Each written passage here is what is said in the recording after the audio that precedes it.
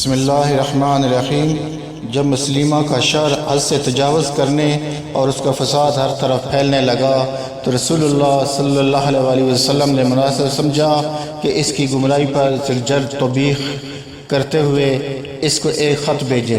چنانچہ اس خدمت کے لیے آپ علیہ الصلوۃ والسلام نے ہماری اس کہانی کے ہیرو حضرت حبیب بن زید رضی اللہ عنہ کو طلب فرمایا، اور اس وقت ایک خوبصورت اور بھرپور جوانی کے مالک اور سرتاپا ایمان کے ایک مکمل تصویر تھے۔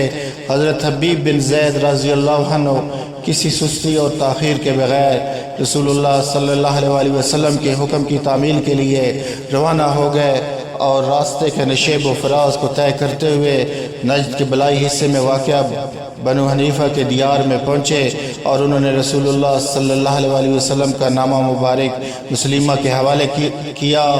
خط کے مدرجات سے آگاہ ہوتے ہی مسلمہ کا سینہ نفرت اور کینے سے پھول گیا، اور اس کے زرد اور کبھی چہرے پر شرارت اور غداری کے آثار نمایاں ہو گئے۔ اس نے حکم دیا حضرت حبیب بن زید رضی اللہ عنہ کو پایا زنجیر کر دیے جائے اور اگلے روز چاش کے وقت میرے سامنے پیش کیا جائے۔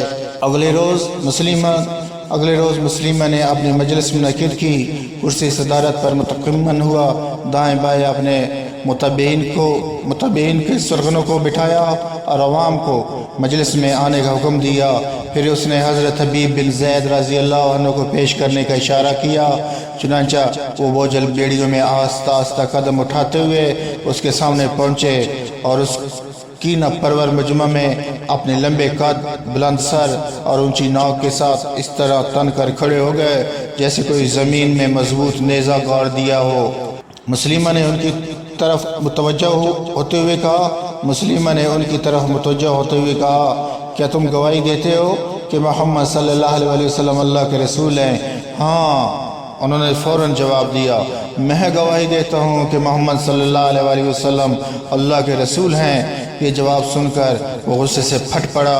اس نے پوچھا، اور کیا تم یہ بھی گواہی دیتے ہو کہ میں اللہ کا رسول ہوں؟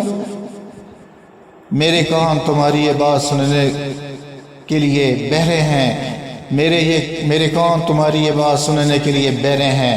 انہوں نے تمسخر امیز لہجے میں کہا۔ یہ سن کر مسلمہ کے چہرے کا رنگ بدل گیا، غصے میں اس کے ہونٹ کانپنے لگے۔ اس نے اپنے جلاد کو حکم دیا کہ اس کے بدن کا ایک عضو کاٹ دو۔ جلاد نے تلوار کا ایک بھرپور وار کیا اور ان کے جسم کا ایک حصہ کٹ کر زمین پر تڑپنے لگا۔ اس پر پھر وہی سوال دہرایا، کیا تم گواہی دیتے ہو کہ محمد صلی اللہ علیہ وسلم اللہ کے رسول ہے؟ ہاں، میں گواہی دیتا ہوں کہ محمد صلی اللہ علیہ وسلم اللہ کے رسول ہیں۔ انہوں نے پھر وہی جواب دیا، اور تم یہ بھی گواہی دیتے ہو کہ میں اللہ کا رسول ہوں؟ اس نے دوبارہ وہی سوال کیا، میں کہہ چکا ہوں کہ میرے کان تمہاری یہ بات سننے سے معذور ہیں۔ انہوں نے پھر تمسخر سے جواب دیا۔ اس نے جلاد کو ان کے جسم کا ایک اور عضو کاٹنے کا حکم دیا، جو کاٹ دیا گیا اور لڑکتا ہوا پہلے اس کے پاس جا کر ٹھہر گیا۔ لوگ پورے عرصے میں نگاہیں اٹھائے بڑی حیرت اور استعجاب کے ساتھ ان کی ثابت قدمی اور ان کی ضد کو دیکھتے رہے۔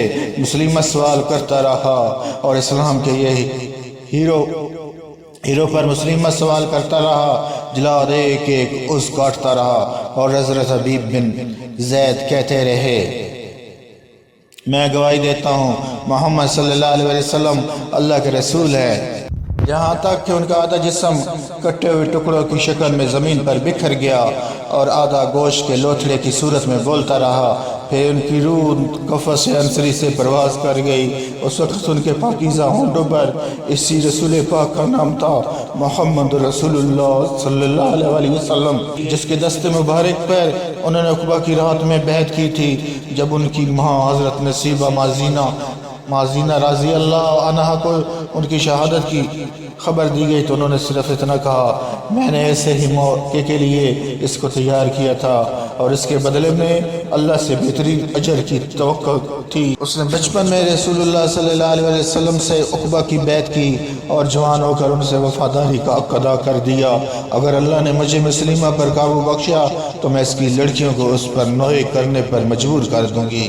اور حضرت نصیبہ رضی اللہ عنہ کو جس دن کی تمنا تھی اس کے آنے میں زیادہ دن نہیں نہیں لگے۔ ایک روز خلیفۃ رسول اللہ صلی اللہ علیہ وسلم حضرت ابوبکر صدیق رضی اللہ عنہ کا یہ اعلان ان کے منادی کی زبان مدینہ منورہ کی تمام گلی کوچوں میں سنائی دے رہا تھا، جھوٹے مدعی نبوت مسلمہ کذاب سے جنگ کے لیے چلو، اور مسلمان تیزی سے قدم اٹھاتے ہوئے اس سے مقابلے کے لیے روانہ ہو گئے۔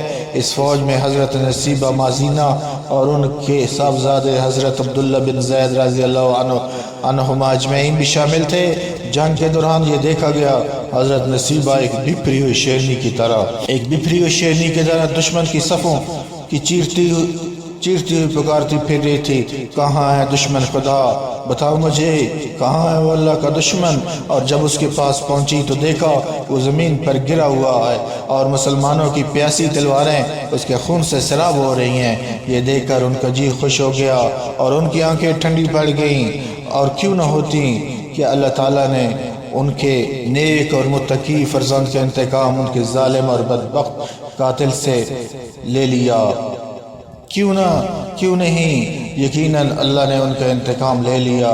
وہ دونوں فریق اپنے رب کی طرف گئے، مگر ایک فریق جنت میں اور دوسرا جہنم میں۔ میرے بھائیو، ایسی ہی واقعات سننے کے لیے ہمیں فالو کریں۔ اگر ویڈیو پسند آئے تو اسے لائک اور شیئر کریں اور چینل کو سبسکرائب کریں۔